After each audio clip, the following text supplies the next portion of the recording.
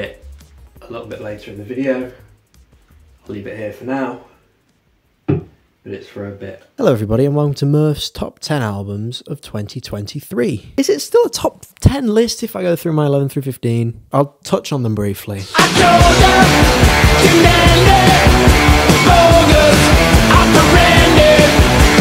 Number 15 is The Death of Randy Fitzsimmons by The Hives. It's good.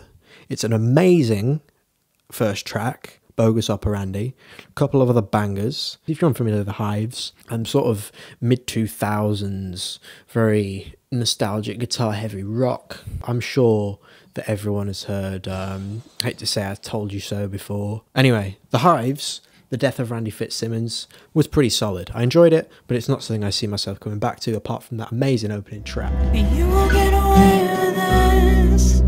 You won't get away with this.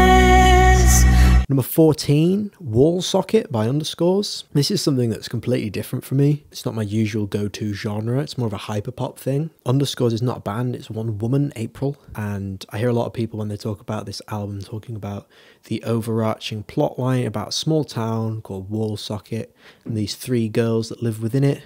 One of them's got an asterisk in her name. I didn't really get that from listening to the album, so I think it's something I need to delve into a little bit more. But overall, I was quite surprised how much I enjoyed this. I'm an old money bitch. That's a new thing I'm trying, I guess. I'm going to sing along for a bit. It makes me sort of nostalgic for mid to late 2000s, sort of early 2010s, like stuff like Rihanna's S&M. Things like that. It was more varied than I was expecting it to be. It's just a little too long for my liking. I probably should have done more research into the story before definitively placing it on this list. But, you know, it's a fucking album. I listen to the music. What do you want from me?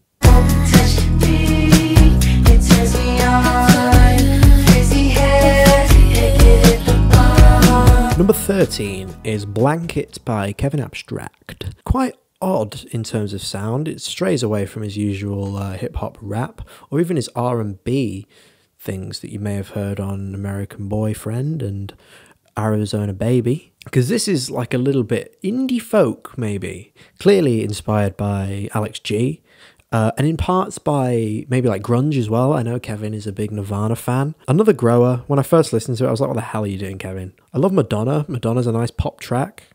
What Should I Do is a nice understated little guitar-led song. And the opening track, When the Rope Poster Break, has really grown on me. Sort of drumless, sort of a very strange choice for an opener, but it's got such an eerie vibe to it. The problem with this album, though, is that sometimes it has an eerie vibe, sometimes it has a nice poppy vibe, sometimes, you know, it just feels a little bit like it's got three aesthetics at once. And I think something that's very indicative of that is the fact that he changed the album cover like a few days before it came out. I'll show you the album cover it was originally going to be. This looks really good. You know, it's got sort of that Don't Hug Me, I'm Scared sort of look to it, sort of CBBC's Me and My Monsters. Overall, I'd say if you're interested in this, check out a couple songs, because there's some absolute slogs on here. Like, you couldn't pay me to listen to Today I Gave Up again. I've spent too long on these honourable mentions, so I'll just quickly blaze through the last couple.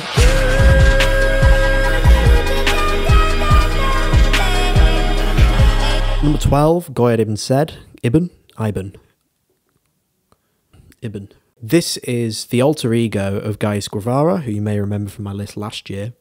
A very political, very socially aware hip-hop artist who sort of put a lot of that political awareness aside and focused on beat making for this album. Specifically, that I'd guess that's why it's released under a different moniker. It still has the incredibly bombastic beat production, sample heavy, chipmunked up soul samples that we've come to expect from Guy. He's very high energy, but instead of, you know, rapping about Egyptian monarchs or slavery or Senator John McCain, he's rapping about bitches and hoes. It means that this album's a little bit more substanceless when compared to his usual stuff. That being said, I still really enjoyed it. I think #Goyard coming has become one of my favourite songs by Gais. It's definitely my favourite beat by him. It's incredible. Overall, it's a very fun, easy listen. It's not very long, so I'd recommend it if you're into like JPEG Mafia. If you're maybe into early Kanye as well. I've almost picked up my cider and had a drink, but I can't do that. It's for a joke. It's for a bit I'm doing. Drinking like a fish, sinking like a stone. When I get like this. Number 11 is Wrecked by the Dumb Boys Fishing Club. This is another sort of member of the Brockhampton cinematic universe, because I got into this one because Merlin Wood, who used to be in Brockhampton, is on a couple of these tracks. These guys came out of nowhere. It's these two guys in Brighton with a great aesthetic, I will say. Very high production videos and little snippets and TikToks. They're always dressed like they're going fishing or they're in a boat. They've got these nice visualizers. I can just imagine the world of them being on this grimy boat, just hauling in fish, but having a whale, having a whale of a time recording some bouncy pop rock rap tracks. Odd fusion here. The reason why this isn't higher, even though I really enjoyed it, is because their 4 best songs are the 4 singles they released. But overall, a couple of them just seemed a bit uninspired. Chandelier in the Sky, especially. Just one that just gets on my nerves a little bit. But overall, as a debut for these dudes I'd never heard of, I was quite impressed.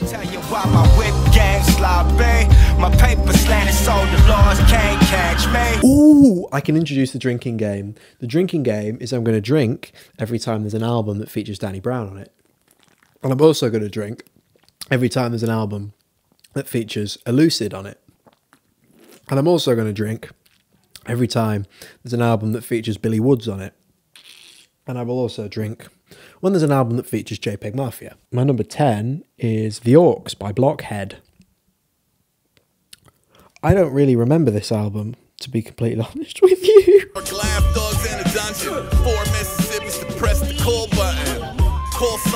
Oh yeah, this is cool. Yeah. They suck the rocks, yeah. Bitch, I got Homer Simpson. I'd put Pink Lemonade on, remembering that it was an odd one.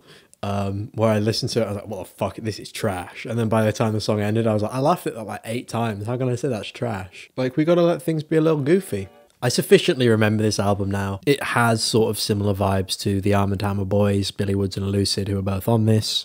Grimy New York sort of hip hop, modern underground. It's a huge collaboration thing. And that last track is even called Now That's What I Call a Posse Cut, volume 56. It's just like a producer getting together all of the rap friends that he knows, the ones that he's worked with before, throwing them a really good beat, them throwing over a verse. It feels very spontaneous and fun. It's a bit front heavy. I think the front half is stronger than the back half.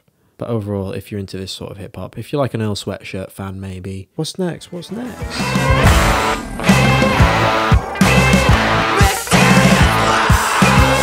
Okay, yeah, number 9 is a very yeehaw album. Yeah, we got Geese, 3D Country. I listened to this on... I listened to it because Anthony Fantano said it was good in a YouTube Shorts. Yeah, this Geese album quite surprised me. Because it's country music is one of the genres that I've never quite clicked with, and although this isn't country, it's clearly got some inspirations from that, like in I See Myself and the title track, but it also goes really hard. The guy's voice is amazing. I get on. In terms of favourites, I love Ondua, bit of a long one, but it goes really hard. The opener, 2122, like we didn't really need a sequel to 212 by Azalea Banks, but I'm welcome to it because this shit goes hard. I'm spinning you round again. This is one that Sam got into as well. He's a big fan of Cowboy Nudes, the song as well. Yeah, overall, I don't know if this video is any good. By the way, I'm still in love with you. I ain't lying. Next up is I Was Mature for My Age, But I Was Still a Child by Group Therapy. You may recognise these 3 people. TJ from Lab Rats, Leo, Disney Channel TV show Lab Rats. Koi, most people know from a Logic music video, but Logic's lame as shit. I know from Agents of S.H.I.E.L.D. season 5. And then you've got Jada, who was in Terminator Salvation, the best Terminator movie. So these are 3 child stars, really, which sort of explains the title. being flung into a state of responsibility as a result of being famous. When you're at an age when things can't really be understood. They're three best friends who release some pretty good pop rap. Really strong Brockhampton energy again from these guys. I feel like the Brockhampton-sized hole in my heart has been plugged by Group Therapy, the Dumb Boys Fishing Club, and then Kevin's solo work that he's released along the way. And even a couple of those songs from the Merlin and Amir album weren't that bad. This one is just very fun. The three of them have very different delivery styles, so they all go back and forth with each other quite a bit, very effectively. I feel like I'm tripping over my words here. I really do. I might need to take that back. Danny Brown is not on this album. Yeah, it's really energetic in its production. Songs like Hot and Funk Fest. But my favourite is this one, American Psycho. It's the intro, if you don't include the intro. I'm saying it's a second track. It's also got Peak. I'm not a huge fan of Peak. It feels like it doesn't really go anywhere. Like, Jada's chorus is good. TJ starts doing a good verse. And then he just, stops after 2 lines. And he's like, let's go, let's go, let's go. I can't remember if that's exactly what he says, but it just drops all momentum to keep saying the same line over and over again, which is odd. They have a lot of talent, a lot of potential, I think, to do a lot more. And they're very young. Always feels weird me saying that. Oh, they're very young when they're probably a little older than me. I don't know. I don't fucking know. I care. I don't know. I'm losing my fucking mind. I should have done a script. I should have done a fucking script. What song am I on? Song? What album am I on? Did I talk about Oral?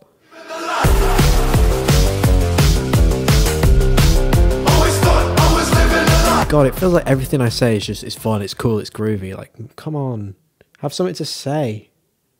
Have something to flipping say. I've closed the fucking tab with my list on it. At number 7, Struggler by Genesis Owusu. I should have borrowed Sam's vinyl, actually, to put on my little display, because I got that for Sam for Christmas. Because he's a big fan of this album. He's the one that put me onto it, actually. This is, the words I can only think of are fun and cool. Just think of words other than fun and cool. It's groovy. Well, it's not fucking groovy. It's a bop. It's a big bop. Genesis Owusu is one of the most exciting acts to come out of Australia in this day and age. This is his second full-length LP, the first one being Smiling With No Teeth, which came out in 2021. Personally, my number 1 pick for the year, but obviously most put this at number 7. God knows why. But this album shows Genesis Owusu's versatility in a lot of ways. He actually covers a lot of genres during the album. Post-punk, alternative, gothic rock, a lot of funk as well, hip-hop. There's a lot of bases that he covers, and he meshes them really well together. I think one track that highlights the funk aspect as well is Tied Up. It's very, very fucking good. That's one thing I have to say as well. Every track on this album, the actual soundscape that he's created with instruments are literally perfect. There's not a single song where something sounds out of place. The Struggler is a concept album which deals with themes of God and how Genesis Owusu is dealing with the fear that he's going to be taken to hell one day. The first half of the album essentially is Genesis Owusu talking about God, with the line, for example, there's a God, better run, and he's coming for me. Essentially like he's being chased down, like he knows his time is coming. In fact, Genesis shows his fear of God quite a lot. He blames God for a lot of things. He says there's an old man waiting in the sky just to fuck my life up. This is insinuating that God is making these decisions and making his life terrible. He's not taking accountability for his actions. He's talking to the big man upstairs. And Genesis refers to everyone around him and himself as roaches, pests that are easily crushable. And I think he's kind of weighing up the differences between him and God. He's this big being and they're all just his little insects, which he can easily bring to their demise at any point. The Roach is a very danceable track, I must say. It's very fun to listen to. It's got a great hook as well on that chorus, but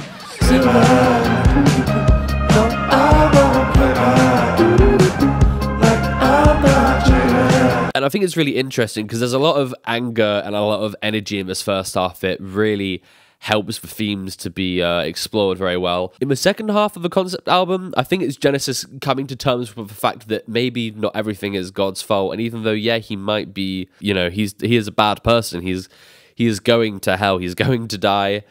And it's not at the hands of God. It's what he's done. A line that illustrates this very well.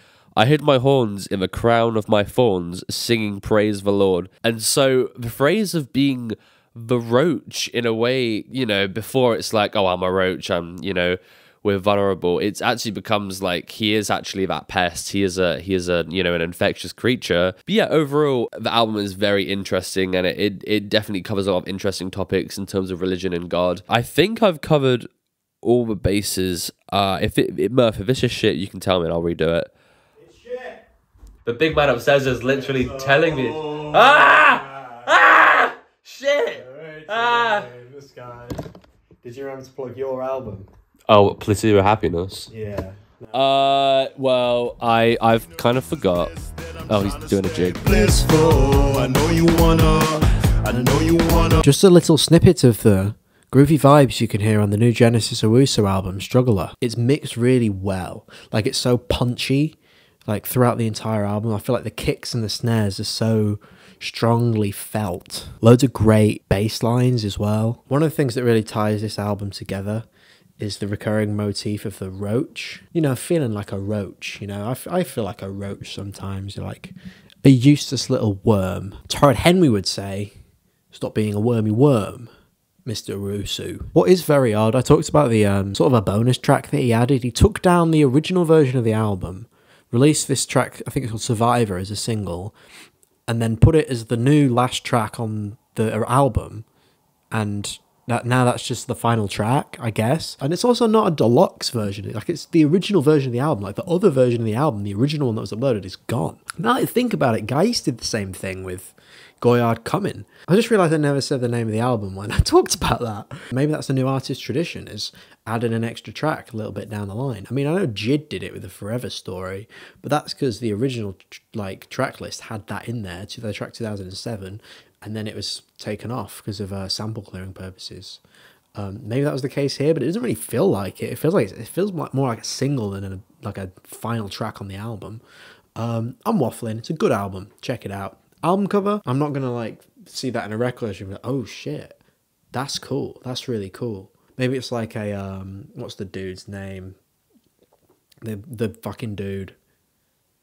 Klimt. No, it's not Klimt. Is it Klimt who does the... Not Klimt. Is it Gustav Klimt? No, Klimt is some dude. Who am I thinking of? I'm thinking of Mark Rothko.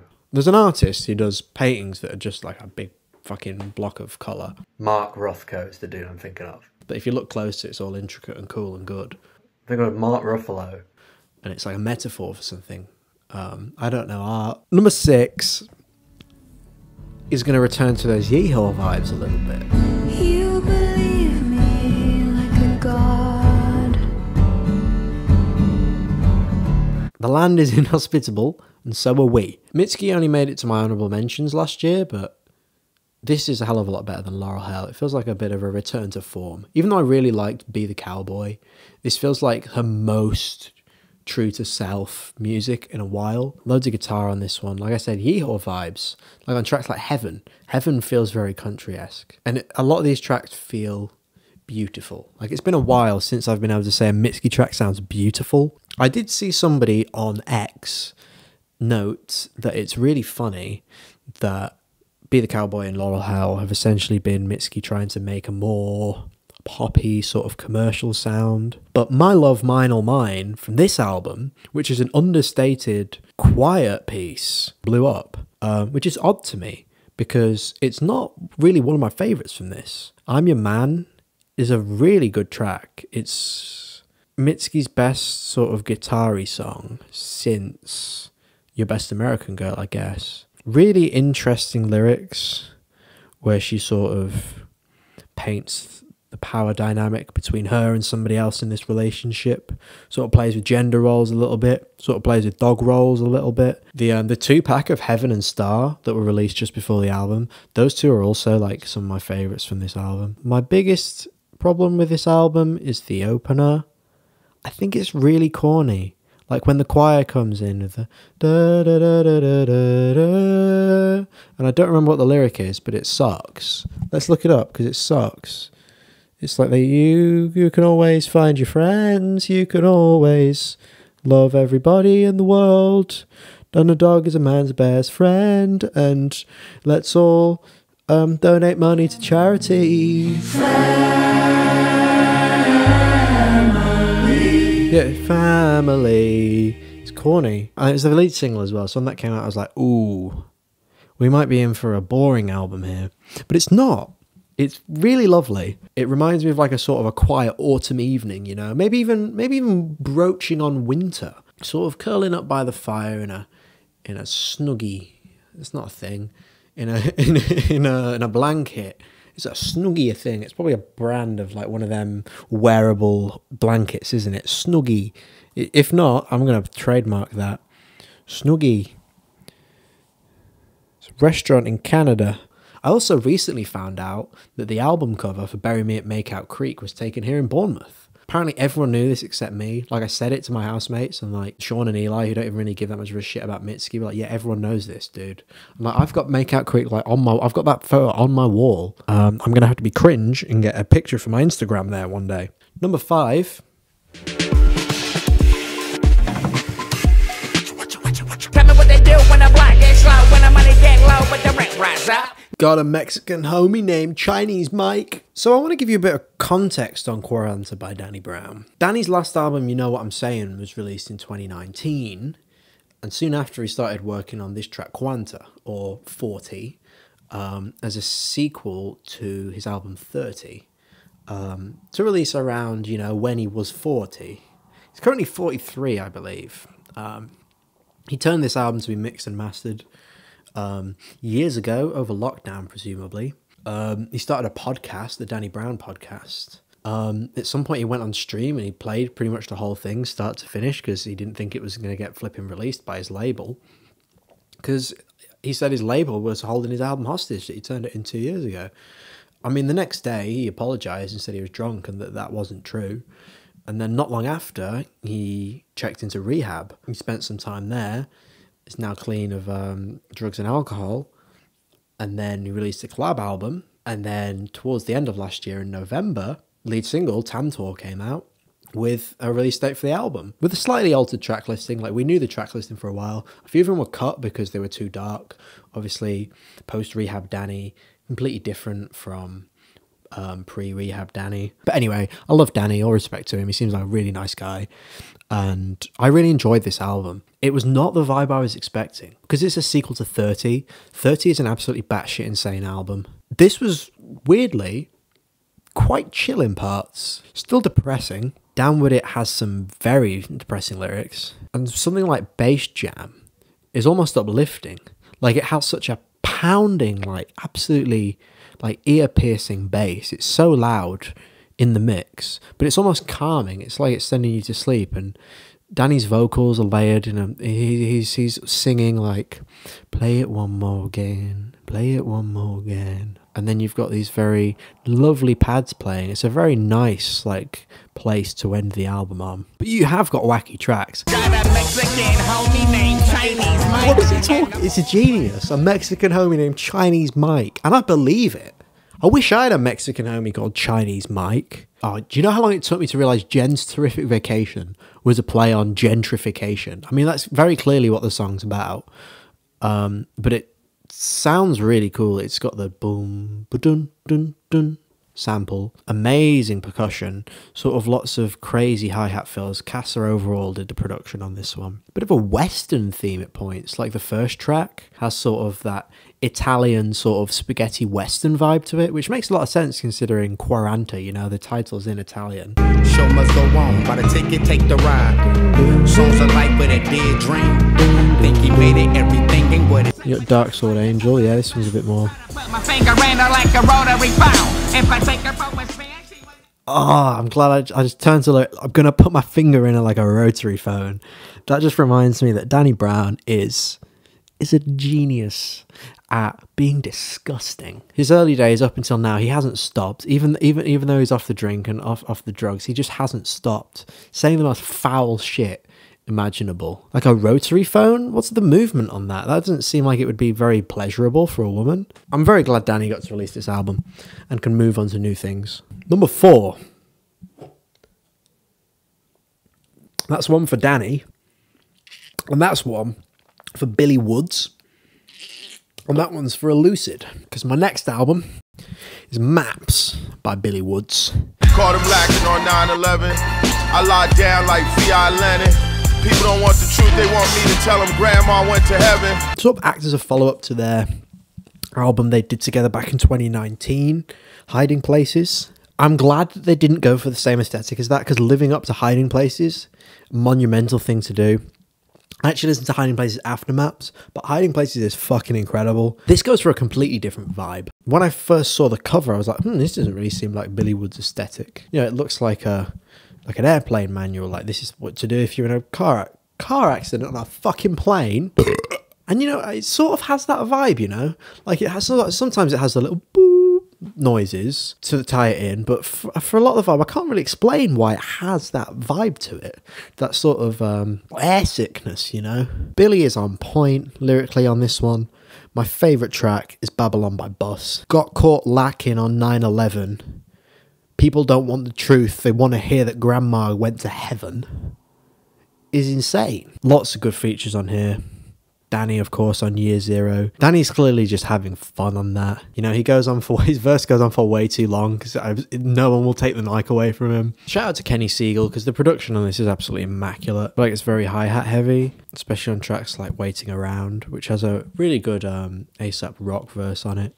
I'm saying I'll skull to the ether, be a receiver, not a piece of me is drawn to the theater. ASAP Rock is always welcome. I've never listened to any of his solo work. Doorbell's ringing. I don't get it. I live with other people. Baby steps. Oh, how is this allowed to exist? Favourites: Babylon by Bus, Year Zero, Baby Steps, Horticulture. Is that what it's called? No, there's a track called Agriculture, and the track after it is Houdini, and I'm fusing them together in my mind. Also, shout out to Mrs. Appleton Y, history teacher. Because obviously, like I said, Billy Woods, very knowledgeable on world history. Most of the time it flies over my head. But on Baby Steps, when he name drops Dien Bien Phu, I'm like, I know what that is. That's from the Vietnam War. That's when there was like ships and shit. There was I couldn't tell you what it was, but when I heard it, I was like, I recognise that from history. Vietnam War. I mean, I could have guessed that because it's in Vietnamese. Now what that shit? Stop scaring the hoes, play that shit out and touch their toes. We don't wanna hear that good shit no more. Yeah, 3 in a row for this. That one's for Danny. And that one's for my boy JPEG Mafia. You know about this album. Unless you're like my nan watching this. If you're on the internet, if you're a music person, you Scaring the Hoes made its rounds. I've been a JPEG Mafia fan for 2 or 3 years now. I think everything he does is fucking amazing. I think he's one of the most forward-thinking producers out there. There's so much that I can say about this, but I feel like everything's been said. First off, fuck Elon Musk, $8 too much, this that's expensive. When the first lyric on your album is first off, fuck Elon Musk, you know, sometimes I get worried that Peggy's like losing his edge, you know. Then he drops a crazy bar. Then he drops like the hard R on Hermanos, which is the DLC for this. Or another one from the DLC. He's just calling out Baby Keem like, bitch, I'm Baby Keem, my cousin ain't gave me shit. But my track of the year, perhaps,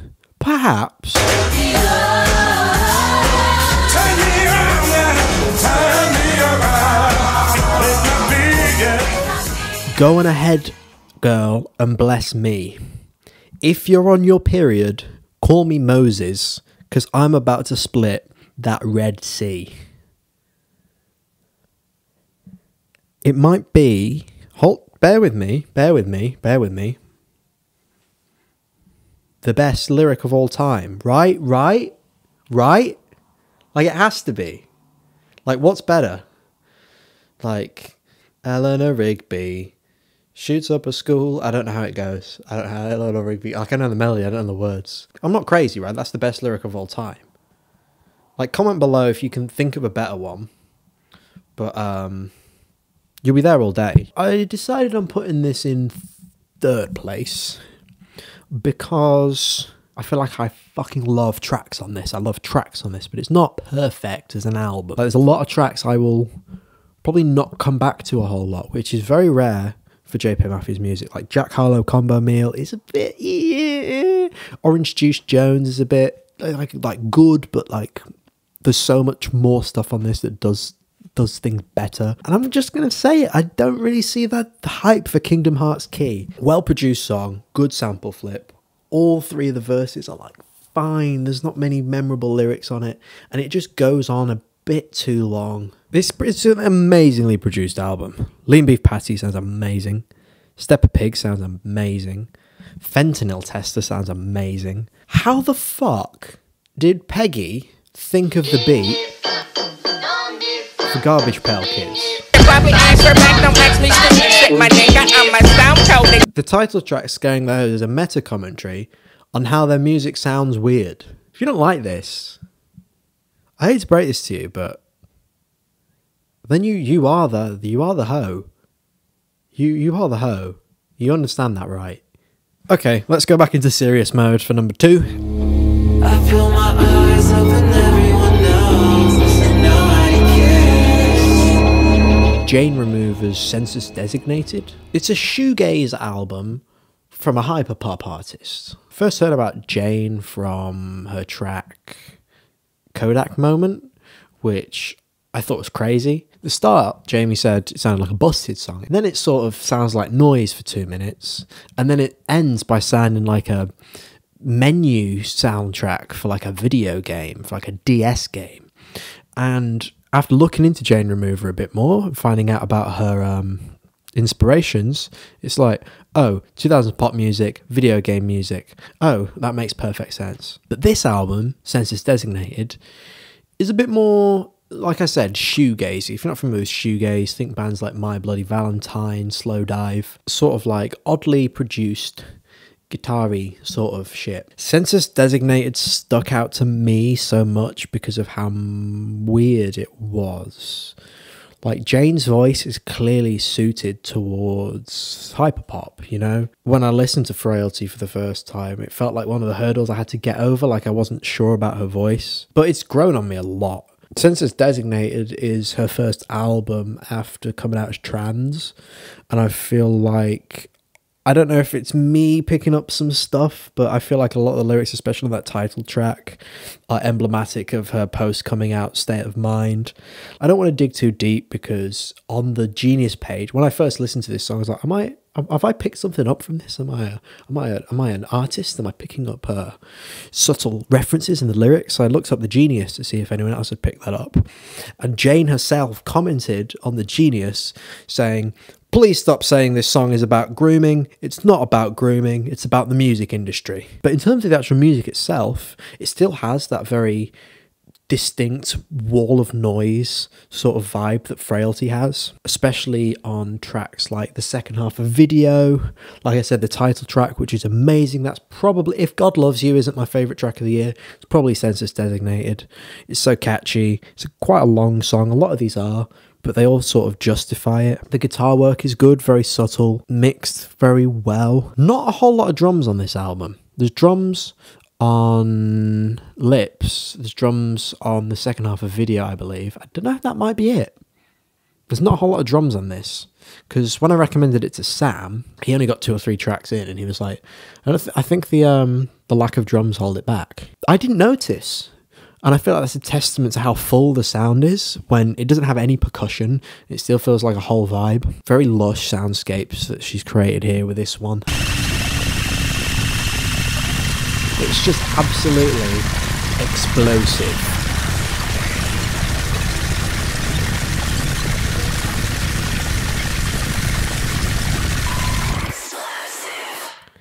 I could have timed that a lot better. What's interesting as well is that this album sort of fuses together a lot of other songs that she's done in the past. Like Fling was originally envisioned as an alternate version of a track off of Frailty. The final track, Contingency Song, is an alternate version of a B-side that she'd released at another point in time.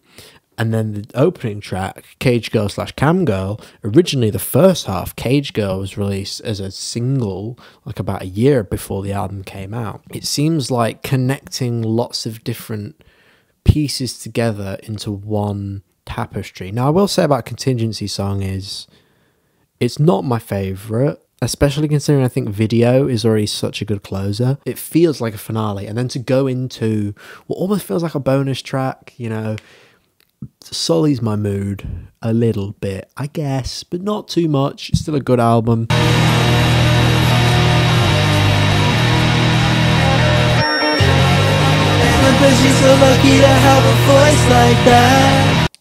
Let's just put an end to this fucking shit. Number 1. That one's for Lucid. And that one's for Billy Woods.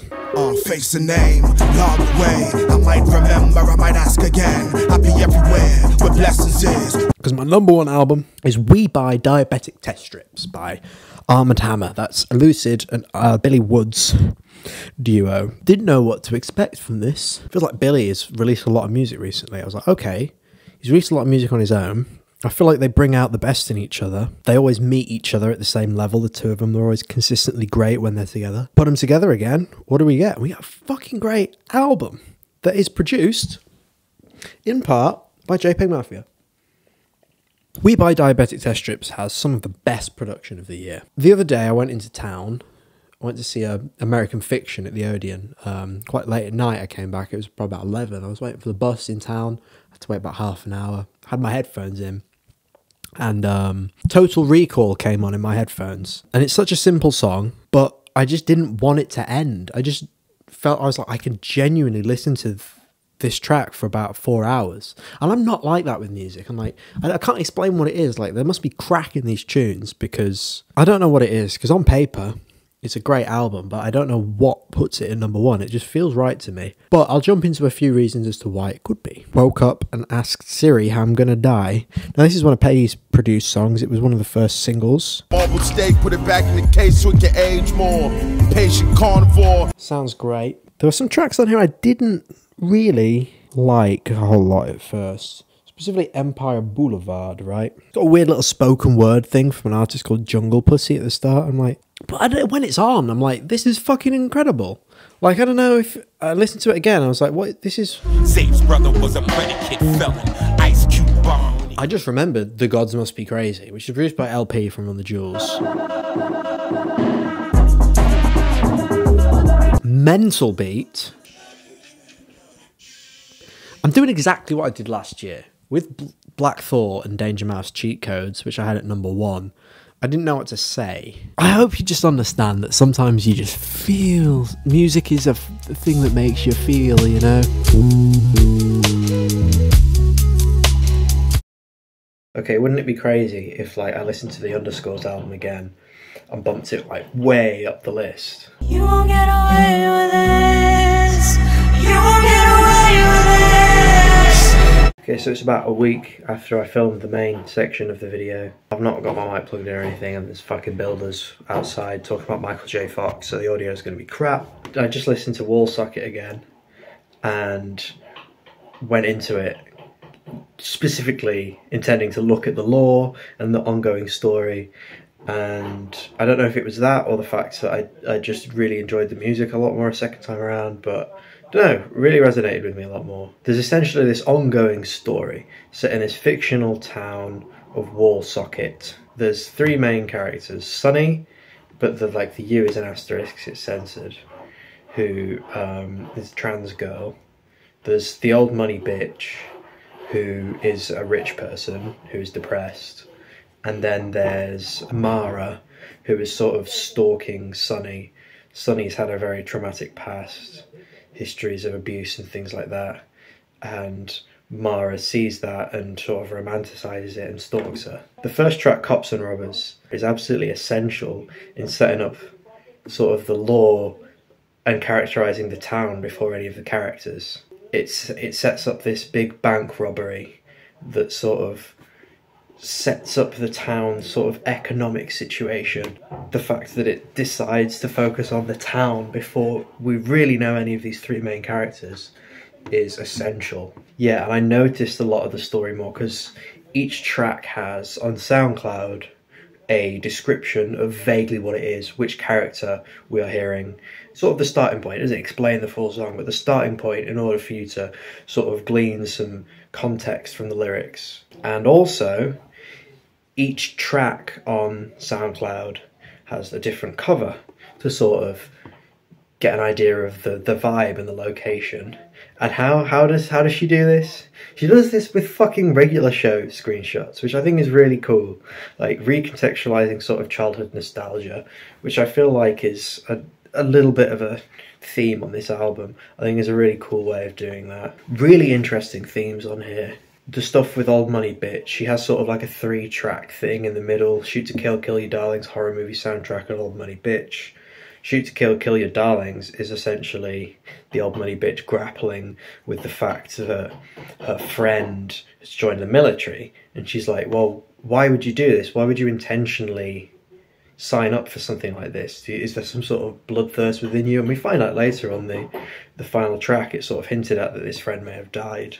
And then horror movie soundtrack, which is one of my favourites on here, is essentially her just falling into this deep depression. Overall, like the darkest parts of the album though are definitely those that relate to Sonny, specifically the track Johnny Johnny Johnny, which I don't, it makes me quite uncomfortable, the song. She uses this predatory man in order to validate her gender identity, because no one sees her for who she is apart from this essentially paedophile. In fact, there's a mic drop moment near the end of the song where she's like, when I was 11 all I wanted to be was pretty. No, when Johnny was 11 I wasn't even born.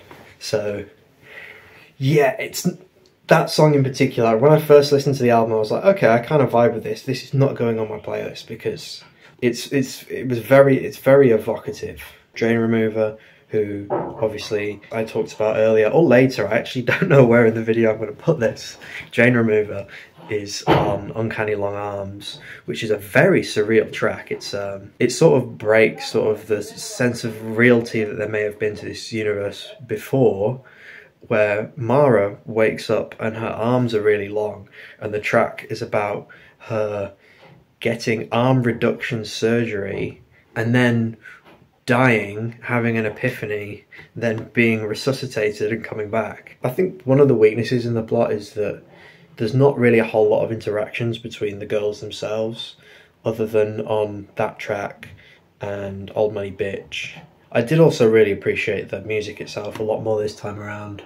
The genre fusion of it all. Like, it's definitely going for a pop thing.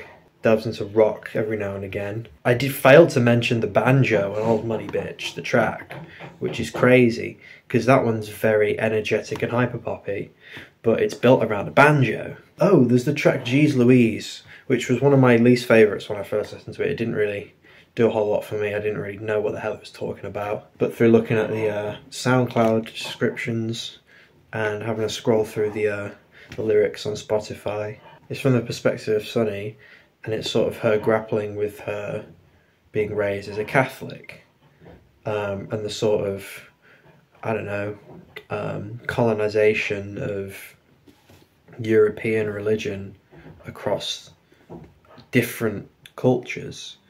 And on the Genius page there's a really interesting quote from April herself, who is Filipino, I believe, saying that in her culture, along with, I believe, quite a few other cultures, the idea of this third gender, of what these days would be a trans woman, in like early Filipino religion, that person was seen as sort of like a shaman figure. The point of Jeez Louise is April, and also through the character of Sonny, reconciling with how the like religious trauma that they may have through Catholicism, and trying to reconcile that with their gender identity. I do love a concept album.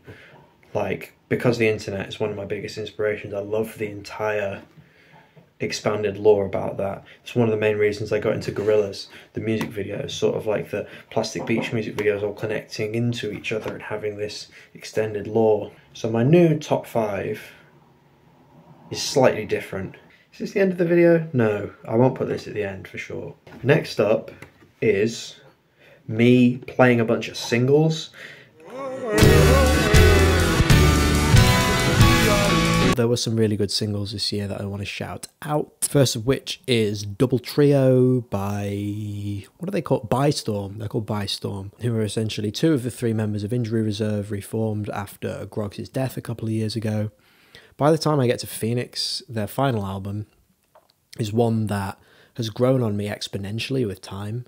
It's such a cold and experimental sound that I wasn't sure what to think of it at first, but Top Picks for You especially, that song is incredibly heartbreaking to me specifically. I don't know, it's because it's about death, it's about the death of a loved one, and it's seen through the lens of like someone's mood, like that the algorithm on their streaming services. And as someone who's like a big movie fan, and that's something I talk a lot about with my family and friends, it seems so very attuned to something I do. Like I'm always making jokes about, or I'm very aware of other people's tastes in media.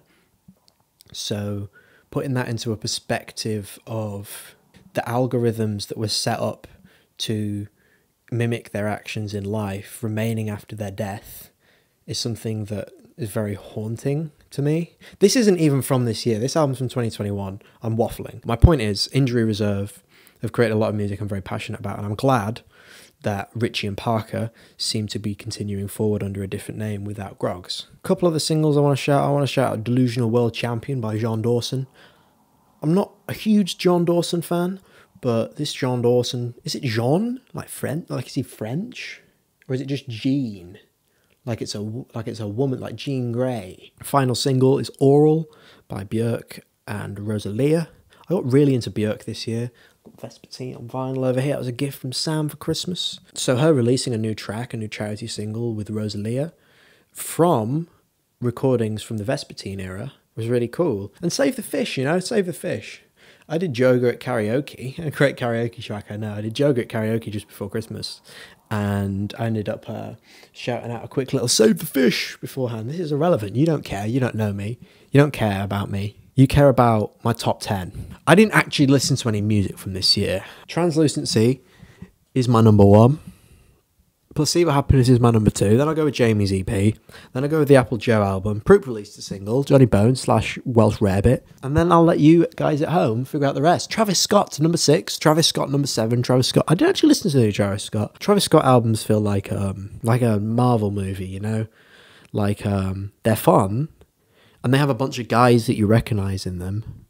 But they're not like high art. I loved a few tracks off of that. Love was a vibe. I know that's one that a lot of people didn't like. Like I watched the Hive Mind video on it, and both of them were like, that track sucked. That was easily the worst one. And they were quite mid on the album overall. So they had I give it a show me love. And it's got breathless pumping. Whenever a Logic stock instrument shows up, I'm like, oh, Pharrell Williams produced this, because he's a lazy fucking bastard. Okay, I've got Logic Pro open, and I've changed it to breathless pumping. I've not even changed any of the settings. It's literally just the stock breathless pumping.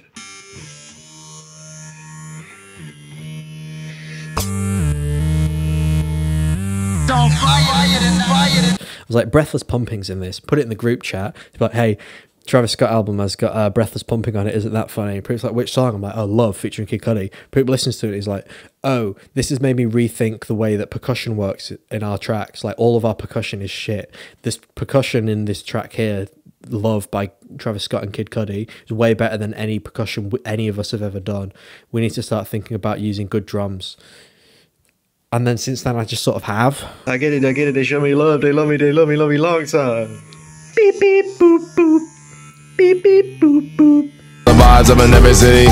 Gamble with your life. Think about it. That was number like 20 somewhere on my list. I liked it. You know what wasn't okay? Damon Albarn completely fucking pooed all over the place this year. Like that Gorillaz album, like every single Gorillaz album up to this point, even though they go for a distinct vibe, there's still diversity on it. Every single track on Cracker Island serves the same purpose, apart from that last track, but that's boring anyway. And it was also just horribly marketed. Like it's a 10-track album. 5 tracks were released as singles. 3 of the other ones, I believe, were played live. You get fucking Stevie Nicks from Fleetwood Mac to be basically a fucking backing singer. You bring Beck up to not do any of the things he's good at. Like, he's utilised really well on Song Machine on Valley of the Pagans. He shows up on this album to croon and do a weird ballad with Damon on the final track. It's weird. The Tame Impala collab is good apart from Booty Brown on it. Booty Brown is fucking incredible on Dirty Harry. That verse is like I think maybe my favourite rap verse on a Gorillaz song. And then on this, he's doing weird fucking reference shit. Like doing Sean as a rider took on a dare. That's horrible, man. And he's mixed poorly. Yeah, and the other Damon record, The Ballad of Darren, Jesus Christ, man. Uninspired. I didn't mean to do dishonorable mentions, but I guess while we're at it, The Record by Boy Genius, big letdown. Apart from Not Strong Enough. Not Strong Enough is actually a really, really good song. I mentioned it a couple times, but the Merlin Wood and Mia Van crossover album was a bit, you know, like all the songs are 2 minutes long. They start off with the producer, Connie's awful producer tag, sometimes two of them. Oh, and speaking of Brockhampton, sort of, Ramil Hamnani, who's one of the main producers, produced some tracks for Paris, Texas, so I checked out that album as a result of that. So shout out to D&D, also very clearly made in the same session as A Blanket. My feet left the ground. Oh my god. I made it with endurance. Make it seem no assurance. They're the same fucking song. What the fuck? Wait, let me find I can't do none of this no more.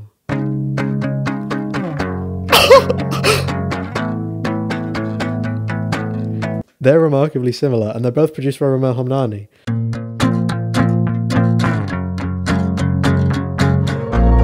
My feet left the ground. Why was the Yachty album missing? Because Yachty can't fucking sing for shit. None of his music's ever been good. And now he's got a group of people that are very talented working with him that can create these amazing instrumentals that he can do whatever the fuck over the top of it. That being said, The Black Seminole is a really good song, and one of the tracks from that album that I feel like is specifically suited to the way you can sing is Say Something. I shouted him a lot when the album dropped because I thought it was overrated. People were like, oh, he's the GOAT, he's the GOAT. And then he goes back to making the same music that he was making before Let's Start Here, and then people were now pretending it was good. I can't remember what it's called, but the one where he just goes, the hook is just, He just does that over and over.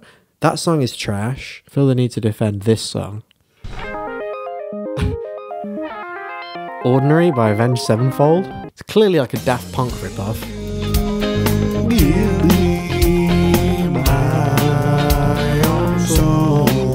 Really weird auto-tune vocals. Like, this is a metal band, you know? But it's tunes, it's vibes. People don't like it because, first of all, it's derivative of Daft Punk. But let me say, Daft Punk are good. If you're ripping off Daft Punk, at least do it well. They did it well. It sounds good. Second of all, because they're a metal band and they tried something different, and metalheads are notoriously, you know, a bit cuckoo. So I did the wrong hand movement. I did the DaBaby thing, but with one hand. But what I meant to do was cuckoo. And also by cuckoo, I mean, you know, I'm like Lemmy types, you know, like Varg types, you know, like, you know, a bit racist. And Daft Punk are French. I'm just shouting out songs at this point, but, you know. I do need a piss. All the world's a stage, she came to me in full makeup. Anyone want to be in my life, gotta sign several waivers. I've had music playing throughout a lot of this video, so I don't know if the copyright system is gonna fuck me over, but I don't care. I didn't want to record for 2 hours. I had shit to do today, and it's now 9 o'clock. I've got 2 mood lights. I'm powering through the electricity today.